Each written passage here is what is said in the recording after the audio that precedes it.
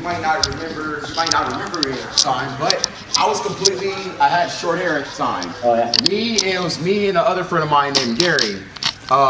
We were both pro DOA players, and we actually stood at your booth while you guys were debuting Skullgirls AX for like 2 hours, roughly playing. Oh, okay. Back when we had a yeah, booth, when right? you guys had the smallest booth ever, and we were trying to get everybody over to your game because we were just like, Skullgirls is effing awesome. Nice. You guys do not realize this is before you guys have even like most of the actors and everything, and it was just 3 characters at the time, and we had so much fun just going back and forth between playing with 3, playing with 2, going to 1. Nice. It was so the game was so balanced and everything, and I'm still pretty disappointed that Call of Duty, which is a piece of crap, gets Game of the Year every fucking year, and Skullgirls have yet to be recognized. But the fighting game community, everybody else recognize how awesome what you guys have done. Also, I'm very pissed at what Konami has done with the whole, we're taking the trademark license, make you guys have to redo everything, but we still follow you guys to the fullest and everything that what you guys do.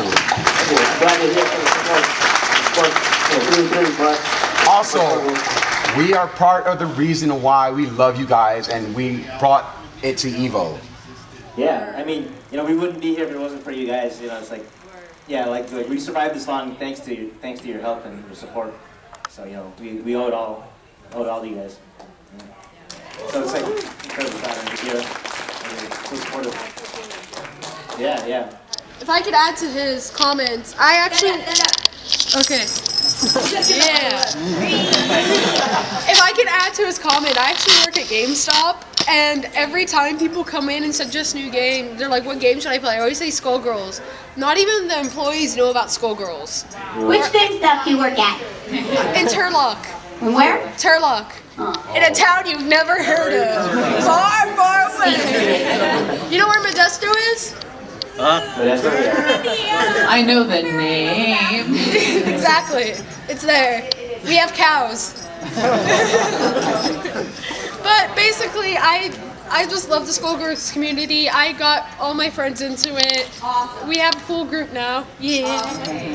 But it's so shocking that you guys work so hard on this and not a lot of people, you know about it. But I really appreciate. Well, with bands like you, more people know about it. You know what I mean? It's because you guys keep sharing it with the people you love that this community keeps getting stronger. So again, that credit goes to you guys completely. Yeah.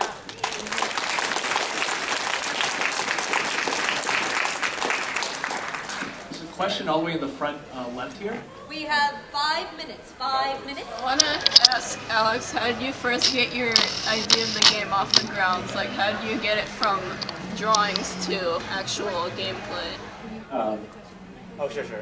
She was asking like how I got the game from like drawings or from an idea to like the actual game with gameplay and like, you know, like a full-on thing. Actually, a lot of it was kind of like a mix of like luck and like friends helping me out too, because I had the idea when I was in like late high school, early college. Like I was like compiling, like I like drawing Monster Girls and stuff, and I was compiling like a lot of character designs. And around that time, I had started seeing like doujin games like Multi Blood and EFZ and like a lot of others, and Guilty Gear also and stuff. And I was like inspired by the idea of trying to make a fighting game, but I had like no experience in actually doing it. And like knowing the finer details of, it's a really complicated genre, so definitely like a lot of it I didn't know on my own, let alone programming. But some mutual friends that I knew in the fighting game community also knew Mike Z, and he was making an engine, but he didn't have any art for it. So you know, we just kind of like met each other like I think around like in the middle of college. He was working at Pandemic at the time, and I was at UCLA, so we were both in like the Westwood area. So that was, you know, through that we were able to like, you know, try to get something going together, and that's pretty much how it started. Was I was able to meet up with a programmer that was really skilled, and like, you know, I focused on the art, and he was able to focus on the gameplay, so we could like play to our strengths, and like, you know, work as a team and build it up from there. Yeah, definitely. Yeah, to make the game. Sure, yeah. Those old Skullgirls themed arcade sticks, would you ever bring that back? Like from like the tournament, SoCal Regionals, like way back when the game was still in this. Yeah, like the those, Hammer stuff in the arcade. Yeah. Arcade box. Yeah. Those were the first ones, right? I think that company isn't around anymore, though, unfortunately. But we could certainly.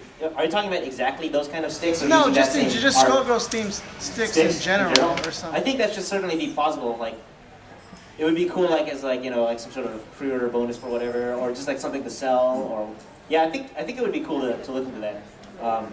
Since now we have more of a presence than we did before, it might be easier to also ask like companies like I don't know, Mad Cats or anyone, like really just like shop it around and see if anyone's interested. It should be certainly possible to give it a shot.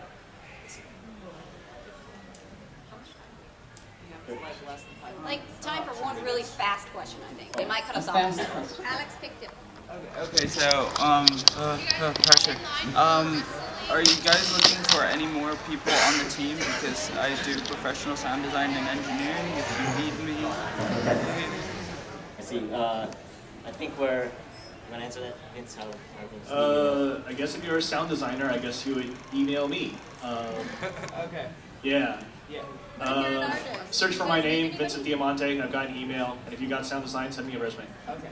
Do you need artists or anything? Like, this is the... put it out. Artists? Yeah. Let me look at that. I think we have to, like, maybe, I guess, like, we could always use, like, I guess, I always, I don't know if we're doing any more tests for contractor stuff currently at the moment. We might be booked up, I don't, yeah, but, yeah. But I mean, like, occasionally, like, if we needed, like, ramp up for whatever reason, it might happen, but right now we have, like, a pretty good pool of contractors. Did you, well, I mean, like, it's always worth, like, asking, or you can always, like, send me an email if you're curious, yeah. But yeah, did you guys want more questions? They haven't told us to stop yet. Yeah. Who here has... Until they tell us to stop. Yeah. Cerebella? Cerebella. Oh. That's a big yeah. On YouTube, we watch this video of each of the Skullgirls. I want to know if that was like just for you guys, or you guys getting released soon. So I was like really hoping when I saw them. Oh, you mean like John? I think like yeah, when they were opening, we got some of the figures that they had at Wonderfest shipped to us at the office, and actually. I don't know if you want to come up here and answer that. Because he was one of the. I think it was not at the office. They were just they're made for like a con, like just fans made it, and then they sent it to us so that we can have a copy of it. So I mean, maybe it's stop. And with that, we have to stop. Sorry. What? That's awesome. Ask one more question. Bonus question. Pressure. First. Yeah. Well, would it be possible just to get a picture with all of you afterwards? That's not a question. I'm so sorry. But yes. Question. So, how many bottles of alcohol and/or rage quits did you all go through the first time you did the story mode? Oh, we didn't drink at all during those first readings. No, that was just rage. Only during soul phase if you were drunk. There were quite a few fails though. So yeah, Erin was completely sober when she was ranting. I was really seriously pissed off. There was a lot of sodium. Fuck, he's a son of a bitch to play against. When I played on my own, I actually had the hardest time against Misfortune. Yeah. I hate Misfortune. It's deadly. No offense, Kimberly. So, we could stand up and they could do a photo of us for now. Okay. All right. We're going to stand up so you can take pictures. We're going to do it, guys. We're going to stand up. That we are done. But yes, pictures. That way, because you're Skullgirls fan and you get extra, whatever, if we can squeeze it in. Because you're Skullgirls fans. Yay, you guys! This is my Abrams. You should get in. Do you want to get in here, Regret? Sure. Eric. Another black egret. I want to be surrounded by my Regret. We're so useful in the game. Yeah. God damn it, where were you? I'm sorry, princess. Everyone should smile and really slowly turn like really mad, like. And these pictures get Pour on the salt. Pour on the salt. Salty. Finally, like this hurts my face. I can't hold it. I can't hold it. And then we just very slowly flick everyone off.